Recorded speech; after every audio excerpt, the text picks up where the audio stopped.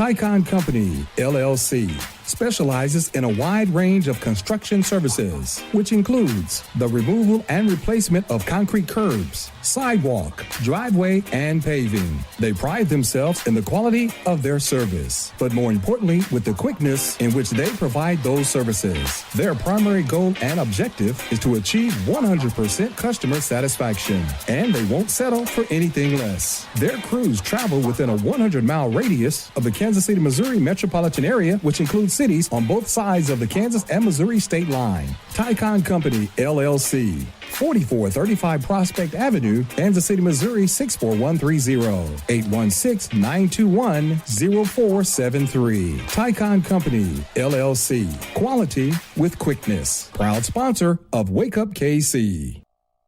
This is Quentin Lucas, speaking on behalf of KUAW, Knowledge, Understanding, and Wisdom.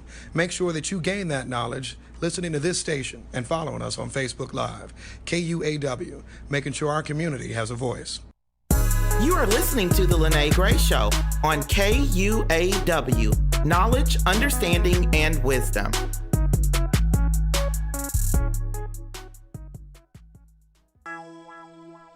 This is your host, Kay Brooklyn, and our wonderful co-host, Dre B. This is the Love Project Radio Show, where it's all love all the time. We definitely want you to tune in to the Love Project Radio Show every first and third Sunday of the month. And also the show starts at 4 p.m. So please tune in. We discuss different topics from relationships to things that are going on in the world. Again, the Love Project Radio Show at 4 p.m. on every first and third Sunday. We'll make you laugh, we'll make you cry, and most importantly, we'll make you love. What's happening, everybody? Jazz trumpeter Tom Jamaica Funk Brown wishing all of my KUAW fans season's greetings and the warmest Merry Christmas and Happy New Year.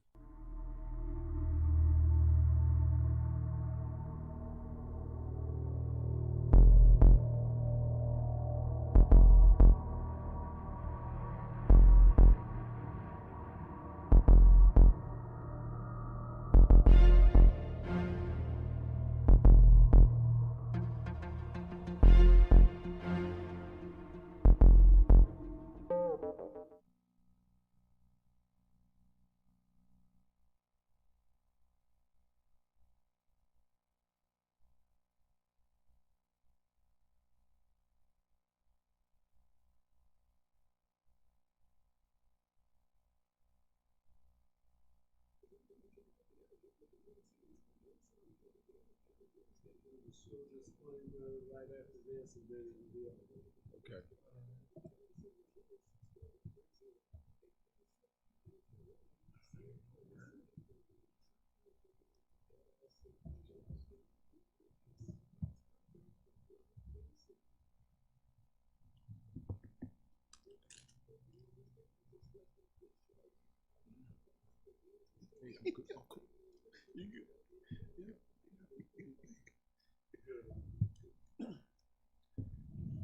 Hey, what's going on, everybody? How y'all doing? Welcome to it's another Tuesday.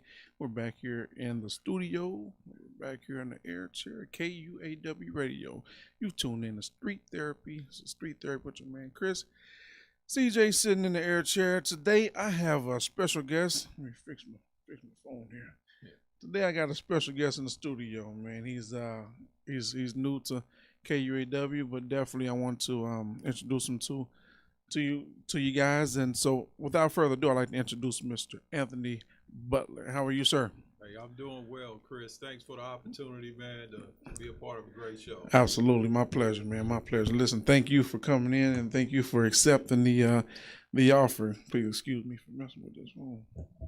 So, Anthony, I'd like for you to a little bit about yourself, man. You from Kansas City and born and raised? Yes, sir. Born and raised, TV Watkins housing projects when they were the big ones, the sky rises, and grew up in that area. Definitely born and raised in Kansas City. Enjoy Kansas City, love Kansas City. Absolutely, absolutely. Yeah, that's excuse me, and that's why I brought you in, man. I've been looking at you know, some of your work and stuff like that, and I noticed that you got a passion for the city. You know, it's one thing to live here, but it's another thing to live here and make an impact here. And I think that's very important. Excuse me. I think that's very important because oftentimes when you live somewhere and you really care about people that you're around and people that you serve, and people such as our neighborhoods, which is the most affected by what we're going to talk about today. I think one of the reasons that we linked up to get together on this show was talking about crime. Talk about crime and some of the contributing factors to crime. What are some of the things that maybe we're missing? What are some of the things that we're overlooking? Are we trying to put a Band-Aid over things that really need to be, a wound that's deeper than just a Band-Aid, you know what I'm saying, to take care of it. Can you answer some of those questions, man, as far as crime and things like that in the city? You got some statistics here, but what actually about your organization? Let's just jump right into your organization or whatever, so introduce people to that. So you have an organization, and can you speak a little bit about that? Yeah, in 2013, started the VIP movement, Violence I Prevent. And so most of my career prior to that, I was in education, did a lot of great work in the schools, worked primarily in Kansas City public schools. And after several years, going back to the crime and violence and some of the contributing factors, year after year, kept seeing students, family, parents being directly impacted by violence, including myself as well, in terms of some of the things that went on in our neighborhood. Absolutely. And so in 2013, stepped out by faith. Thank God just for the wisdom and the insight. Wonderful wife, Sandra Butler. I got to give her some shouts on the air. But we stepped out by faith, started the VIP movement, Violence I Prevent. And through that, we addressed the underlying reasons for senseless violence in unique and innovative ways. So serve schools, churches, organizations, consulting, just anyone who has a heart to want to get to the core of the issues and get some of the things resolved in that particular way. That's what we do through providing practical, authentic services. Nice. I mean, that's important because oftentimes is when you sit there and you see the gap between the millennials, the Gen X's or whomever, you sit there and you like sometimes people like they just don't get it, and then a lot of times and even if the Gen X and the younger generation are saying they just don't get us, you know what I'm saying? So everybody's saying they just don't get it, they just don't get us or whatever. So I think the breakdown in communication lies with the not willing to understand who's who. But I noticed there's a lot of things, speaking of crime, there's a lot of things that contribute to crime, and some of these things here, and man, the biggest one on the sheet here was gun violence. Yeah. That was what was gun violence, man? It's as of October, so this is recent. Yeah, that's coming from KCPD, daily homicide analysis. And they just kind of break down and give data pretty much every day in terms of the latest and the trends with that. Yeah. And those underlying reasons is just when you look at someone who is definitely dealing with a lot of pain and hurt, and the core underlying reason is mismanaged hurt and pain. Right. And so when you have individuals that are going around full of pain, full of anger, full of hurt, full of poor conflict resolution skills, and they got easy access to a weapon, that leads to some of those data. And the thing that I like to bring up as well is those are the homicides, but there are far more who are being shot and not dying that are still dealing with the traumatic impact. So we have a lot of non-fatal shootings as well. But underneath it all, you have individuals, easy access to weapons, mindset full of hopelessness, and then you get into a situation and a petty argument can turn into a life lost or someone being shot. Wow. Yeah, it's funny you said that. It's talking about really conflict resolution. And I was looking at what it says, current year-to-date homicide. Was it predominant contributing factor? Is argument. There you go. Arguments, and oftentimes we see argument as starting off as, you stepped on my shoe or you shut up or or whatever the case, and it starts from this little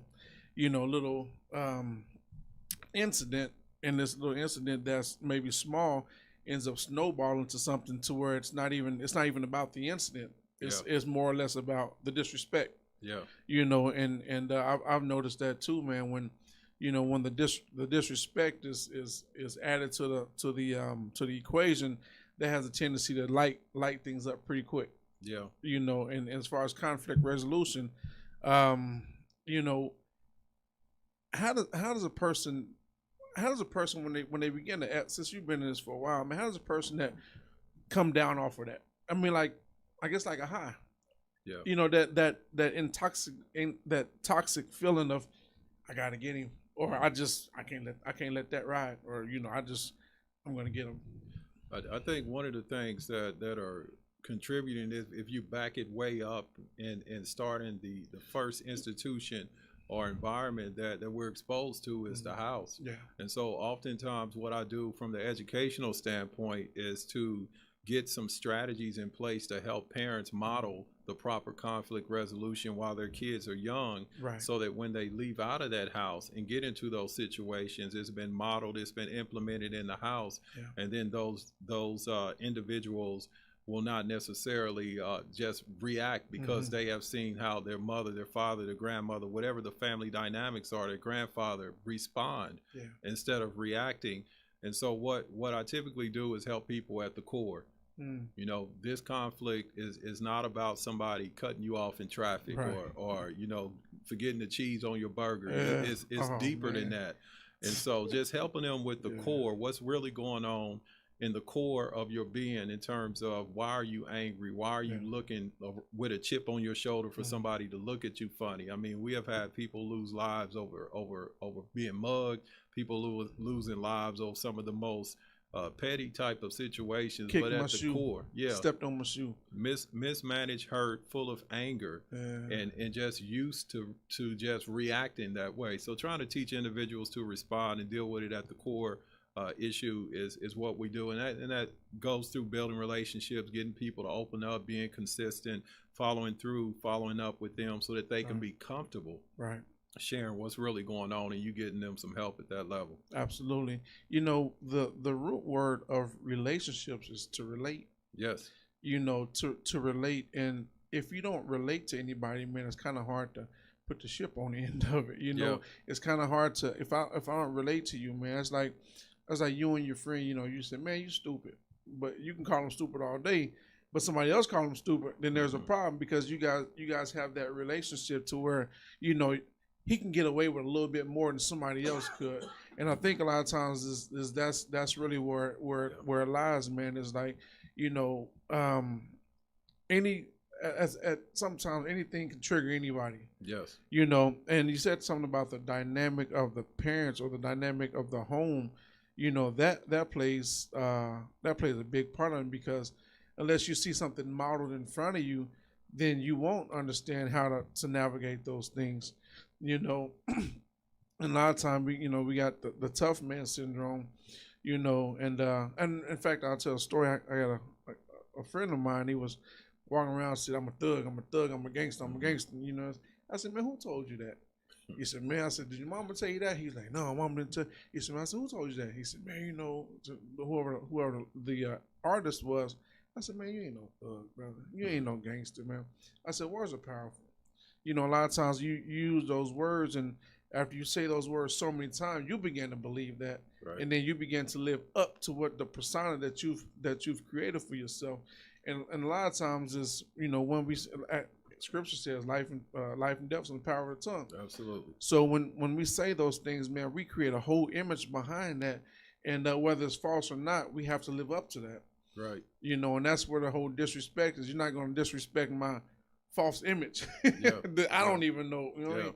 Yeah. So that's good. How do you talked about how you guys got to go to the root and try to really resolve those things and try to bring those things out, man. What are some of the responses that you get from a lot of young people, man? Does it start off with just anger? Does it start off with I understand what you're saying, brother? Yeah, going back to that relation piece is when you initially expose what is going on in terms of if someone is dealing with anger, dealing with rejection, dealing with abandonment, some of those things that are masked and hidden, typically the response is resistance. And then after that resistance, that initial phase takes place through being relentless on my end, or people who serve in the same capacity, is you establish that relationship rooted in, I'm not going to give up on you. You be transparent, and you start sharing some things that you went through when you were younger. And then little by little, you know, it starts to break down, and just being, you know, VIP is a Bible-based business. So the word of God is significant in how we handle stuff, in terms of we pray and we go forward and get wisdom and discernment and insight to help somebody at that particular level. But there are times where you might not know what's going on initially, but you put yourself in a position and in a stance to let the individual know, I'm not giving up on you. You know, I've been here. You get transparent, you collaborate with others. There are a lot of great organizations in the Kansas City area and beyond who are doing some great work, and I find great joy and satisfaction in collaborating with other people to be able to help individuals. That's good. That's good. Yeah, you know, and in fact, going back to the relate part, I think we keep going back to that because it really is based off relate. But, you know, I've talked to young folks, man, before, and it's like, you know, you go up and you approach them. If you approach young people respond how you respond to them. You go up to somebody and you say, hey man, y'all need to quit doing it. Then they're gonna initially give that back to you. Yeah, escalate. It's gonna escalate. You know, you're not gonna get any positive response from that. But you end up talking to somebody, young brother in particular, I was talking to, and you know, the first conversation was like, all right, man, whatever. So, and then, all right, yep, all right, OG. I'm like, I ain't OG, but you, but you know, then you begin to kind of talk to him, man, and next thing you know, he be like, all right, I understand what you're saying, you know, and that's just off relating to him and talking to him, saying that you do care, and then you said something also, man, that's pretty powerful was the fact that you said I ain't gonna give up on you. That's right. You know, and a lot of times, man, when you don't break past that tough exterior, you know, people like, you know what? Oh man, I ain't fooling with you. I don't have time for you. Then you don't break past that. And so while you're not breaking past that, you don't have a breakthrough. While you're not having that breakthrough, you're not saying, well, okay, well, I'm just give up on you. Well, they're used to that. That's right. That's right. I mean, they're used to people giving up on them. So it's like, okay, all right, well, all right, see you later. You know what I'm saying? Like you saying, all right, bye, they saying bye. Because they're so used to it. You know, and by them not being used to that, we are the adults, like, you know, when my son, my wife, like, you're the one that's got to say, he's a teenager, but say you're the one that's got to break it. You got to be the bigger person, and you do. That's right. You got to be the bigger person. I you know, when you're speaking, and I can't, and I'm making a home run, so from time to time, I'll just warn you, I'll just start dropping some poetic bars right off the top. But I want to say this from the house standpoint, yes, because I know somebody is listening, and this is how we got to start looking at it from a solution standpoint. Yeah. You know, when that kid comes into the world helpless, we have to literally hold their head up. We got to hold their head up figuratively and literally. Yeah. That little baby, we are modeling. And so when you look at it from, I have to be the bigger person, there are several times, and thank God for our kids, you know, Brandon and Sierra, where I didn't necessarily model the best in terms of anger management. And I just, you know, put myself in a position to be vulnerable to say I was wrong or I apologize, because it didn't warrant it. If I grew up, which I did, in a situation where you were experiencing rejection from your father, and you trying to find your identity, and then all of a sudden you're a parent at a young age, and then you got kids coming to that who didn't ask to be in that environment, and you're not necessarily got yourself in a healthy place. Typically what we do is we take it out on those closest to us, proximity wise. So our kids see a front row image of what's going on with that mismanagement of anger, lack of conflict resolution skills. And so in the house, and if they're hurt in the house, and they get to a point to where they're trying to, in a sense, find their identity, and we're not validating and approving in the house. They go outside into the neighborhood, and the neighborhood got a different message, and many times that gives them that false street cred type of thing, and then they take that into the schools, and they take it into the schools in different areas and environment, and it causes a ripple effect going the wrong direction. So we just need to back up and start to the home. So I challenge parents, apologize.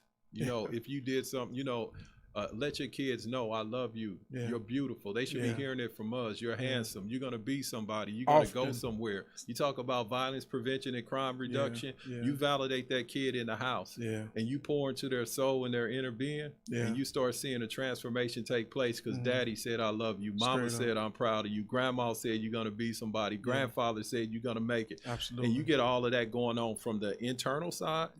It causes a great image booster, and then we can kind of know who we are without acting out in ways for false street cred. Straight up, that's good information, man.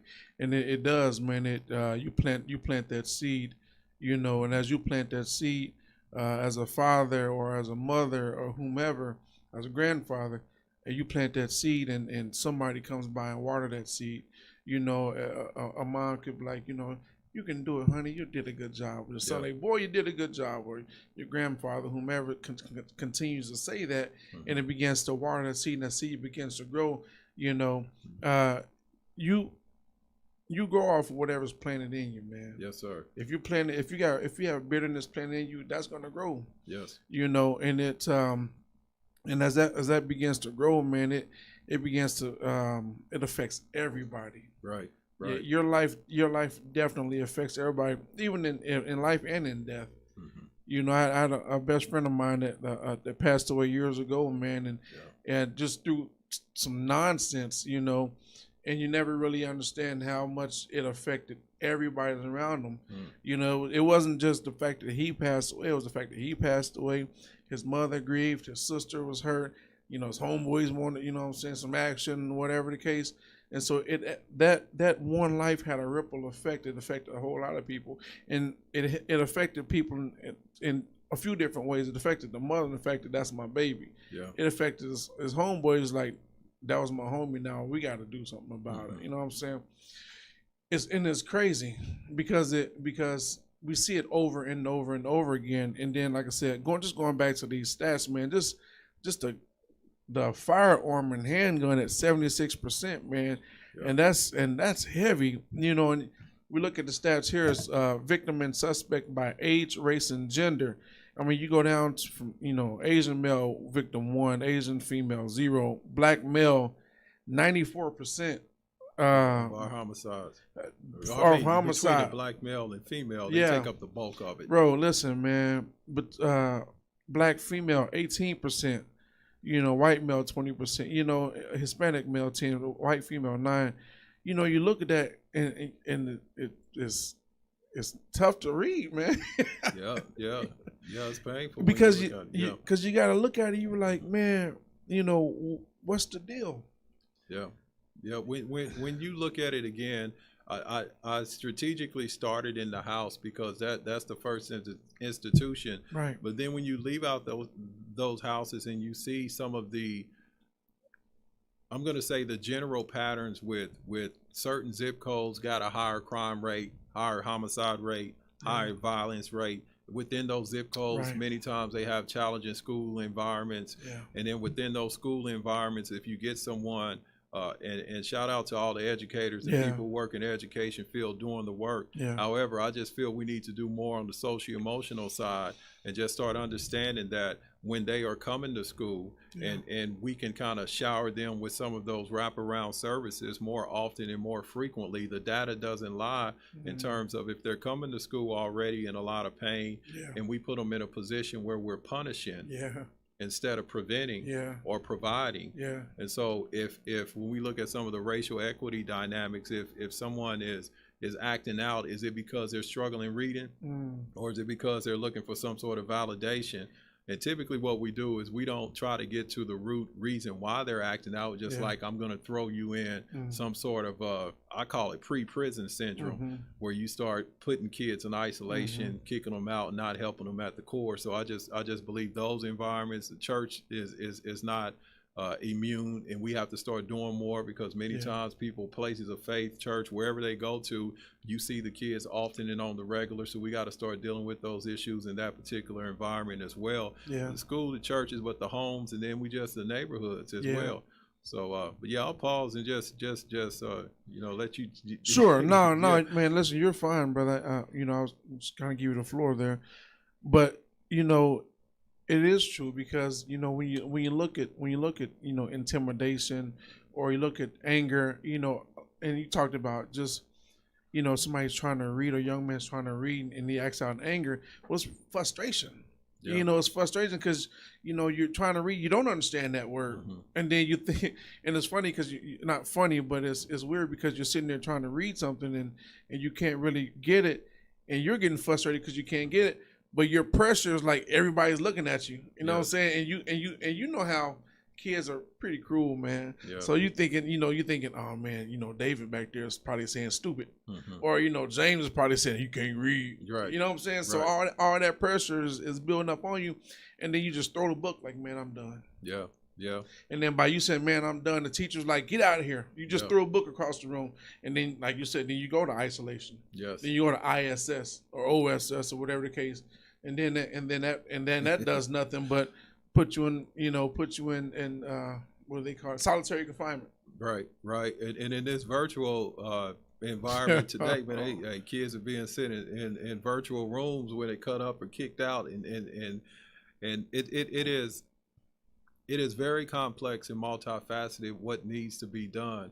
But when you look at it at the core, there are some things that, if we address them early on, I often tell, reading to your kids, validating your kids from the parental standpoint, and making sure that they're in a position that the correlation between, if they're struggling reading, there's a correlation between dropouts, and then if you drop out, there's a correlation to the majority of our crimes are committed by high school dropouts, and there's a correlation between most of our high school dropouts come from fatherless homes, going back to the point with the home.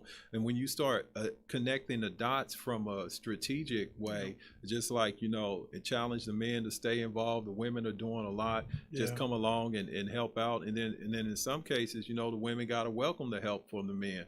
So when I say multifaceted and complex, it is. You look at certain situations like that, and I was talking to some friends of mine years ago, and they were just talking about, the whole welfare system and things like that, that was actually, giving women, money to keep the brother out the house. Right. You say, hey, we'll give you, hey, you get on welfare, we keep you on welfare. But, when I come through and do my welfare sweep, I don't want to see any man's shoes. I don't want, if you're on that situation, then you're off welfare.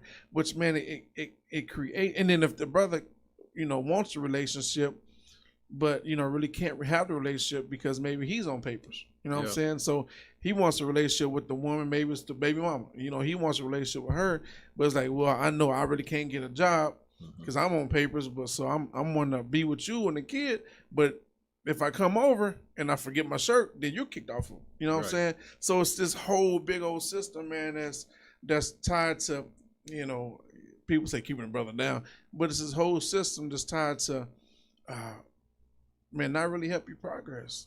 Yeah.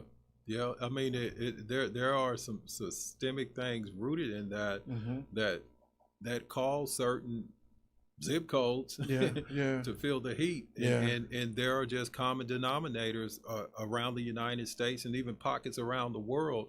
When you start just stripping out the data and looking at it, it's very predictable when that home environment is not functioning at a healthy level, and you have individuals within that environment who are struggling academically, and then those individuals go to schools who are struggling to maintain accreditation or keep accreditation, and all of that pressure many times causes a lot of people to fall through the cracks, and then those individuals end up, even though, say, if they didn't graduate, they're in those neighborhoods, the blight and different things going on, terrorizing their neighborhoods, close proximity with the crime and violence within your neighborhoods. And those are just some of the things that when you look at it, you can just start rewinding and getting to the root, and then that's where the solutions will come in, you know. Yeah, and a lot of time, you know, we hear the phrase, you know, black on black crime, black on black crime, black on, you know, we hear that phrase, and I really like that, man, because I think, you know, you kill where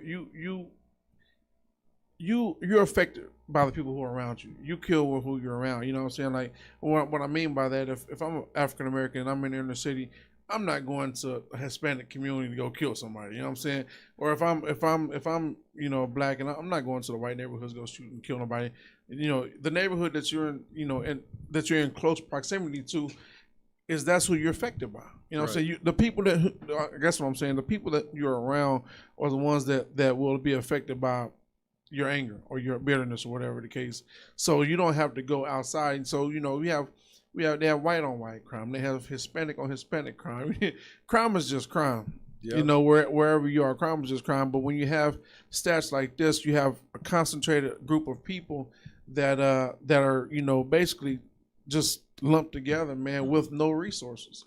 Yeah, and that to your point with what we're talking about with this particular conversation, it causes a vicious cycle where the property values drop. People began to move out of the communities, go to different schools, and then those communities that are struggling in terms of maintaining the property value, they typically are over policed, so those relationships get damaged, and it causes a lot of conflict on that particular level. And then we historically, going back to some of the systemic roots, we set it up to divide. And I'm going to have these group of people, typically people of color, people without a lot of resources or money or finances, confined to a certain restricted area, and then they're just going at it in those areas. And then so when those individuals begin to move into other areas, it causes a situation where I don't want to live next to you, so I'm coming back to this area and let me jack up the prices. And we get that gentrification process going on, but it's rooted in a lot of the redlining, where certain areas were marked off and these are hazardous areas. We're not going to invest in these areas. And that just causes that vicious cycle, generation after generation, until we break it at the core. And that's what I'm just thankful to be able to do with the help of a lot of great people. Which is a blessing, man. For those who are just now tuning in, thank everybody that's tuning in and watching the show and everything. For those who are just tuned in, I'm talking with Mr. Anthony Butler. He is founder and CEO of VIP Movement Speakers. The VIP Movement Speakers. And what does that VIP stand for once again, brother? Violence I Prevent. Violence I Prevent. Violence I Prevent. Yeah. So your bio here, man, it says, in 2013, Anthony Butler stepped out on faith and started the VIP Violence I Prevent Movement, LLC. To date, VIP is a research-based and common-based company, collaborating with over 500 schools, organizations, businesses, colleges, universities, churches, places of faith, and more. Anthony is a published author. He's a keynote speaker, innovative presenter. That's all good. And and caring consultant. He provides motivational, inspirational, educational, and multi-generational services to resonate with all our audience. So it's not just brothers and sisters. You go multi-generational. Absolutely. Why is that important? Because hurt is everywhere. And hope is everywhere. And I just do my best to get hope out of people, and then they do the work. When you give somebody something to strive for, when you give them a call and give them a purpose, when you speak life into their life, you know, they're more apt not to settle for being violent, because they got something else that they're chasing. And so I try to, in innovative ways, you know, help people identify their gifts, their purpose, and then to take those purposes and gifts and do something productive with it. So in a business standpoint, it's a term opportunity cost. There are times in our lives where we can't do both things at the same time. So if I can get them to grab on to hope, my goal is they'll let go of violence and crime, because their dreams are driving their decisions, and I just want them to recognize, put this dream in front of you, let this positive, productive dream drive your decisions. Dream of being someone in a great family, dream of having your own business, Absolutely. dream of actually standing up and speaking and finding your voice for the first time. And then those things are the things that cause a transformational process. And Facts. so that's what I do in an innovative way, do a lot of creative writing, helping individuals write, helping individuals get up and speak in front of people, because that is liberating and therapeutic. Yeah. If you've been shy and quiet for whatever the reason, and you finally get up one day and you speak in front of a few people, and that few people turn into a classroom, next thing you know, it turned into an auditorium. Yeah. And it's not just speaking, it's just the fact you finding out who you are. Confidence. And so you're going to get up and do it no matter what. Yeah. It's learning that confidence. Yes. Yeah, man, you and I talked earlier, and you just talked about, you said, man, just write stuff down. There you go. I was like, man, my mom used to say that. He said, just write it down, brother, because I've been frustrated, man. And I was like, man. So he's like, just write it down. And and that's funny, because it's really just something as simple as you seeing yourself write it down.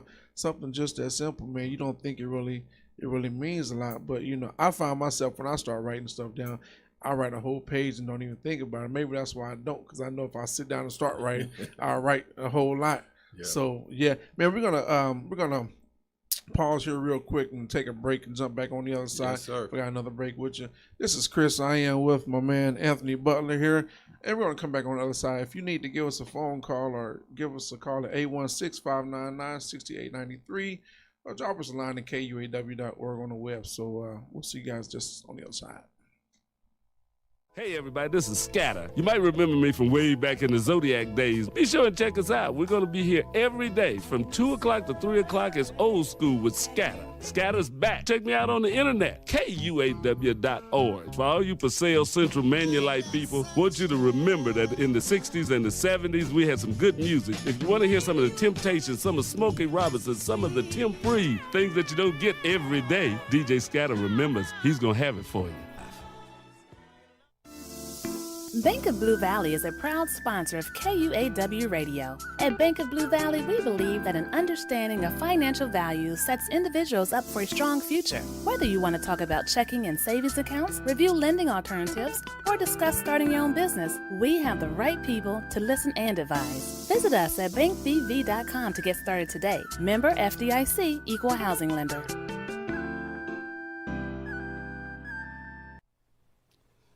You're listening to 98.5. This is KUAW, Kansas City, Missouri. Glad you're listening. Keep tuning to the new voice in Kansas City. Hi, my name is Felania Johnson, and I'm a freshman at Purcell Academy of Fine and Performing Arts. My name is Mayan Charity, and I'm a 7th grader at Lincoln College Preparatory. STEM is a program about science, technology, engineering, and math. More girls our age should get more involved in the program because there's a shortage of black girls in STEM. African American women make up just 2% of engineers. Roughly 1/3 of students of color express an interest in STEM. Most black women think that STEM is too challenging. We are sisters in STEM, and we are encouraging young black teens to join STEM. If you're interested in more information, please contact Ina Montgomery at 816-866-6340.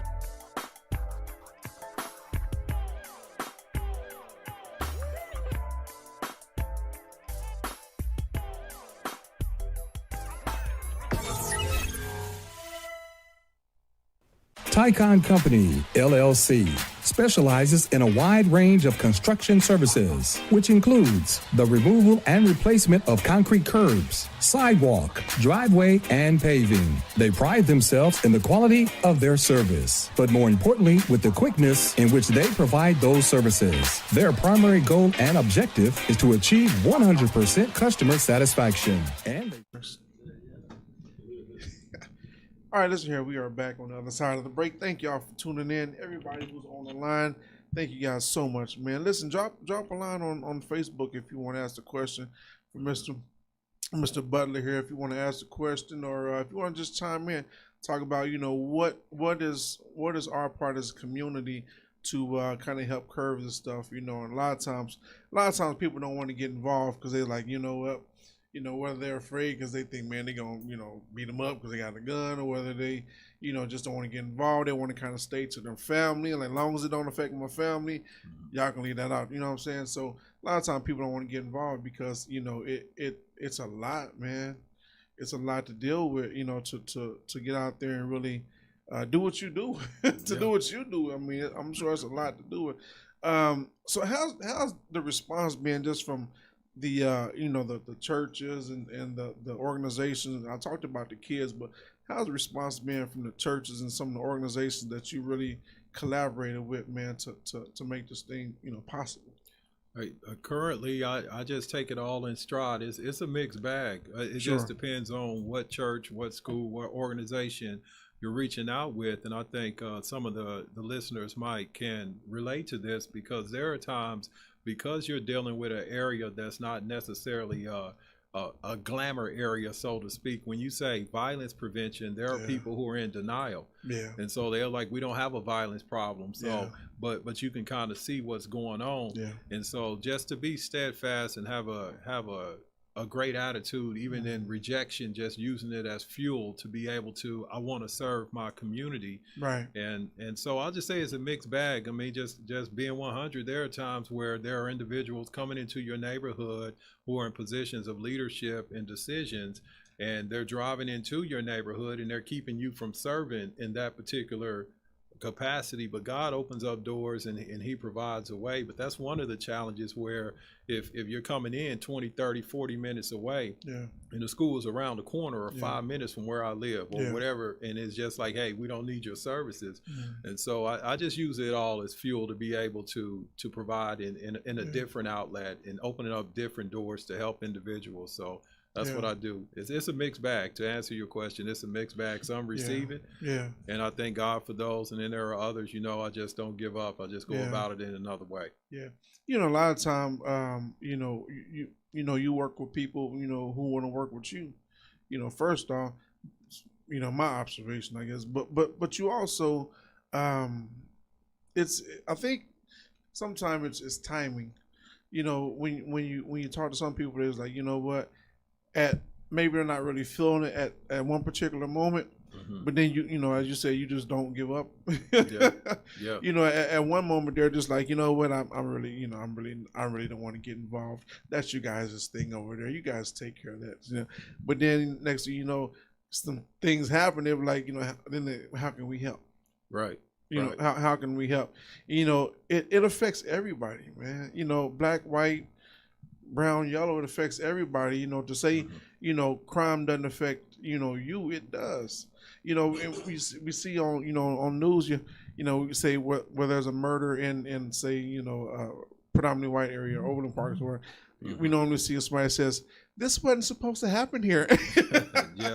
Yeah. I mean, that you get that often, and it just, oftentimes people are more so, and I say it, they ramp up their efforts after an incident occurred, after a tragedy. Let me see what we can do, instead of being preventative and thinking ahead of time. Hurting people are everywhere. Yeah. You know, sirens serenade the silence everywhere, signifying another day, another night of senseless violence everywhere. And so it's just like when we hear those sirens, that's not just an echoing or something that we become numb to. That is actually a cry out for help, you know, in a poetic way. Every time I hear a siren, you know, and I do my best to pray, just like, I don't know what's going on, but somebody's is in need of some sort of a help. If that siren is going off, something occurred for the most part. Absolutely. And so it's everywhere. Yeah. And just looking at our city and the dynamics when people move, and going back to those inequities within certain zip codes. As people begin to come into the city, move out of the city, you see crime rates start fluctuating in different areas based off what's going on. Hurting people are everywhere, so it impacts everyone. Yeah. Well, and then when you look at, you know, you look at the stats, I think right now where are we at, about 170 or so, something like that. You know, right here it says homicides 153. Man, it even says homicides cleared 70. Yeah, that's half, a little less than half. Yeah. In homicides that are cleared, you know, homicides solved not by, let's see, homicides cleared and homicides solved 92, but homicides solved but not cleared 22. I mean, that's a big gap. Yeah. I mean, there's a lot of unsolved homicides out there. And people want to, many times you can be 10 to 20 feet away from a crime or a violent act and people don't report it. They don't want to be witnesses for a variety of reasons. My thing, not your thing. Yeah. Right. And those individuals ended up typically doing something else.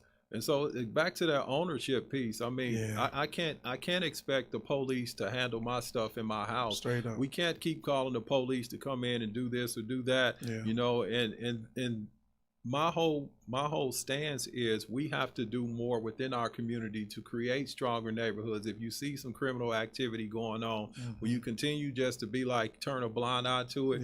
Because the little things turn into bigger things. When there are things going on with houses being broken in and you see broken out windows, those are indicators and predictors of some other stuff that's going to be coming in that neighborhood. When there's trash around and we're not picking up trash in our neighborhoods and doing what we need to do, those are predictors of what's to come.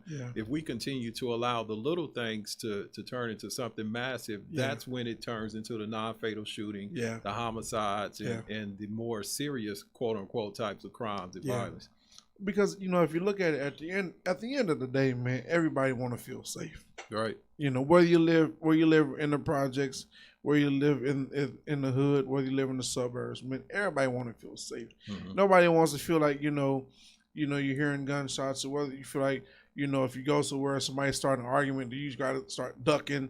You know, nobody wants to feel that way, man. Right. You know, people want to live. You know, you hear people saying, "But I ain't afraid to die. I ain't afraid to die." Yeah, you're afraid to die. Yeah. You know, you don't want to die, but what you're saying is, if I have to, I will.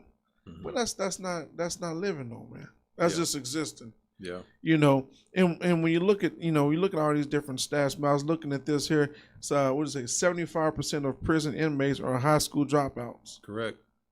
75%. 75%. And that goes back to the fact that, you know, when you sit there and you don't want to read and you get frustrated and the teacher kicks you out of the classroom because they don't understand, then, you know, because a lot of times you see somebody saying, "Yeah, man, listen, I want to give a shout out to my coach. You know, Coach Johnson, man, you really stuck it to me, man. You know what I'm saying? You really got in my butt when I needed to."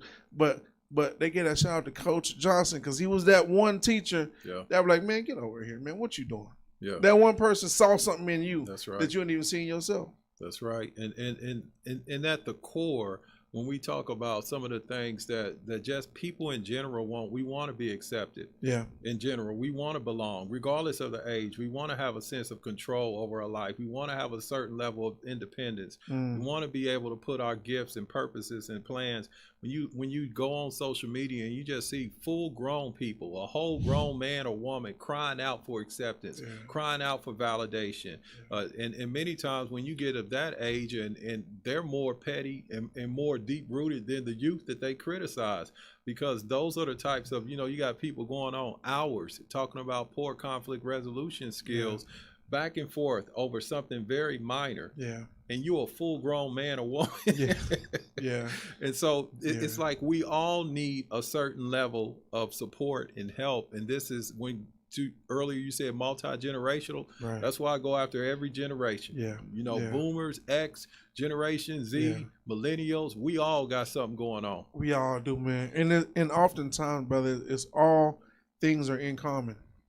It ain't. It's all rooted from something. Yeah. That's normally probably the nucleus of it is probably the same thing. Yeah. You know what I'm saying? And but also, I was gonna say something, but I just forgot it. But I'm gonna read this here. It said Gallup study shows that 7 out of 10 high school students want to start their own companies. Yes. Why don't they? Oftentimes that seed is not watered. Yeah. They're innovative I mean, we used to sell oatmeal pies out of the window in the projects, making $1 out of 15 cents all day, every day. Yeah. And then somebody watered the fact that you can be a great business person. You can be able to do this. And you lo and behold, you remember that stuff. Many of the schools don't even have an entrepreneurial program or class that's ongoing. If it is, it's a hit or miss elective. And so when you talk about the 6 greatest disparities when it comes to just particularly people of color, you got housing disparities, health disparities, education disparities, entrepreneurship disparities, criminal justice disparities as well. And I could have forgot one, but employment and underemployment. And so when you take all of those areas, underemployment, employment issues, education disparities, entrepreneurship disparities, housing, healthcare, and criminal justice, in different institutions, the schools, the churches, oftentimes we don't drive and deal with those areas from a solution standpoint. We got to pour into it. Check this out, man. Our highest paying, well, I won't say highest paying, but we deem this to be our highest paying, most influential people are in entertainment. Yeah. You got the basketball players, the football players, the athletes, that's in entertainment. Our musicians, they're in entertainment. Oftentimes, somebody, our actors, actresses are in entertainment. You know, I mean, that takes a level of skill as far as, you know, brain power or whatnot. Yeah. But that's not really focused. That's not really the highlight. We're looking at them as their abilities and what they do, not a fact of, you know, them sitting down and being a, you know, hey man, dude's a bad scientist. Yeah. Or he's a great architectural, you know what I'm saying, or whatever the case. So it's almost like our standard to live up to, I guess, is you know, something to entertain people. Not a great thinker or a philosopher. It's just somebody to make people feel good. And to your point, that's why when you ask individuals what do they want to be, you know, they will go after those glamorous, the entertainers, the athletes, and I never down anyone's dream, but I said, but do you know the average athlete is retiring in their late 20s, early 30s, depending on the sport. And I say, you got a lot of life to live. So if you make it, when you make it, what are you going to do for the next 40, 50, 60, 70 years? And you try to get them to think about that because they're retiring in their 20s and 30s, depending on the sport. And if you retire and you don't have the type of person that's handling your affairs, or if you're not financially savvy, you're retiring, you've made the company millions of dollars, but you're retired broke. Right. Right. Because I was looking at these rappers, man. These dudes were on top of their game years ago, but now they're just doing little side gigs in little nightclubs. I'm like, dang, man, them dudes on it. But if you don't take care of this business, then somebody makes money off of you. You don't keep nothing. It's at the root, you know, the financial literacy standpoint. When we talk about solutions, Chris, just the education level of the financial literacy side of it has to be a priority to be able to expose individuals to things outside of their neighborhood, things outside of their comfort zone, and expose them to some dreams that are inside of them and wake those dreams up. That will prevent violence. Yeah. I mean, we need more people of color, Black, Hispanics, and any other race you want to throw in there to serve in our education system, to serve in our mental health areas, to serve in our law enforcement. We need more individuals to look at that as a way to be a part of the solution and also a violence prevention process. And we need better collaborations, keeping it 1 million with organizations who are doing the work. We talk a lot about Black on Black crime. A lot of time we got Black on Black organizations that are hating on each other and they're not even truly collaborating. So that's something else that needs to get better, is that collaborative effort. Yeah. You know, you can only implement what you see. You know, and that goes way back to what we talked about earlier, man. You know, the nucleus, going back to the family. You know, when a young man doesn't get the acceptance or nurture or whatever the case that he would get in the home, that feeling still in him. He still wants that acceptance, or he or she still wants that acceptance. So that void's there. So if they don't get that void filled by mom or dad or whoever the case, then they, you know, go get the void filled by their homeboys or their homegirls. And it's like, you know what?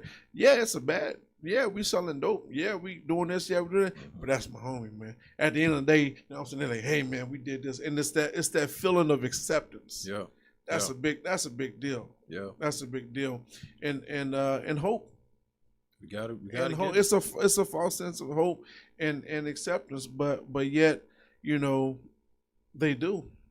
It's to the core. If you were to say one call to action that individuals can do, is to look around whatever their bloodline within their family and strategically start implementing hope and validation into their inner circle. If there's one thing we all can do, regardless of the age, is remind our kids who they are, remind our spouses who they are, whoever we're in a relationship with, those that see us on the regular, we have to start confirming and validating who we are to them and allowing it to be reciprocal. And then that will cause a certain level of, you know what? Yeah, I'm better than this. Yeah.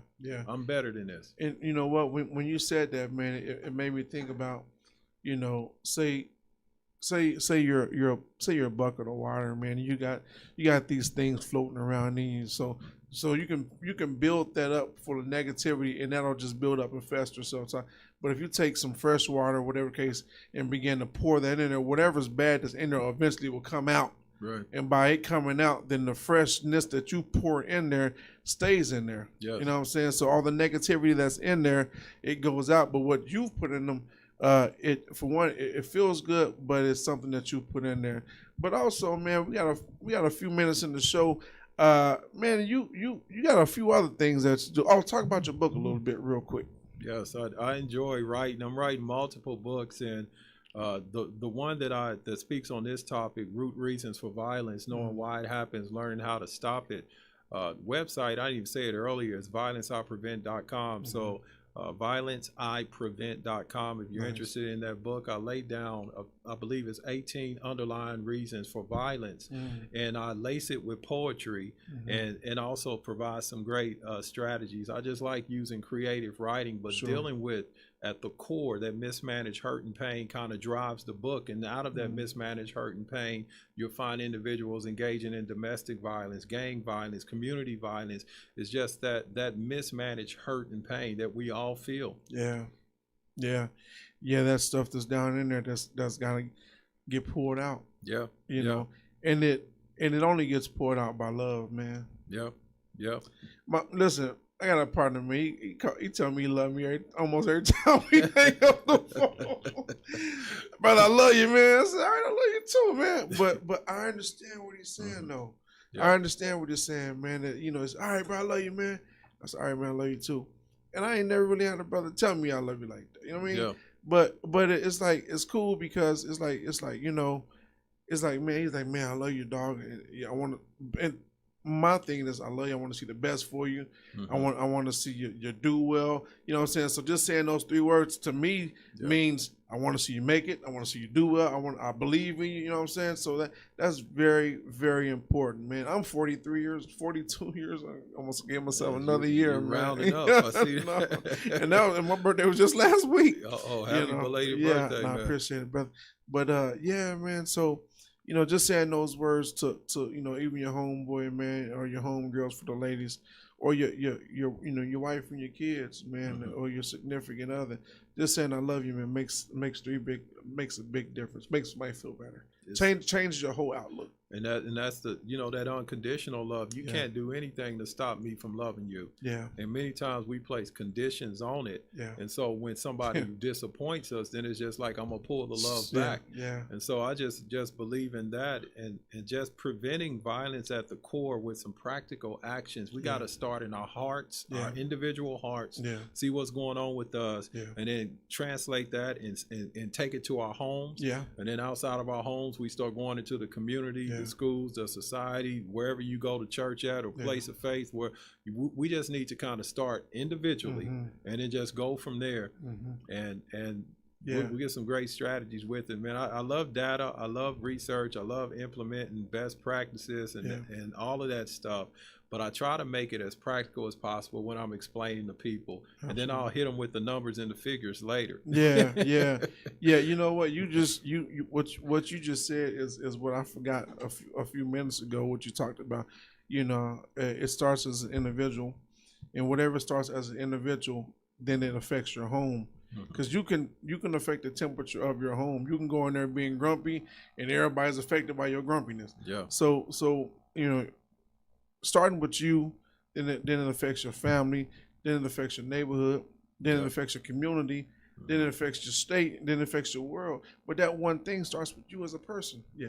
So we got about a minute or so in the program. I want you to go ahead and just spit your poetry bars. You got one. I'll do it. The violence thing is just like sirens solemnly serenade the silence, signifying another day, another night of senseless violence. We keep playing the same sad songs. Boom, boom, boomerangs. Reckless retaliations is just plain wrong. Plenty of people are propelled by pain-felt action. It's just insane. We keep looking for different results. When will we start doing different things? And so on this particular spot, Chris, I want to say we're going to start doing different things to get different results, because the sirens will no longer serenade our silence. Indeed. We're going to do different things. Facts. There it is. Right on, man. Listen here. That was my man, Mr. Anthony L. Butler. Like I said, he is definitely with Violence I Prevent VIP movement. Reach out to him, man, and just, help. Yes, sir. Each one teach, each one reach one. So let's hear this be another episode of Street Therapy KC. This is Chris, my man Anthony. Hey, listen, man, God bless y'all. Y'all be safe and take care of each other, man. We'll see y'all next week. The Lord willing. Take care. Peace. Hey, everybody, this is Scatter. You might remember me from way back in the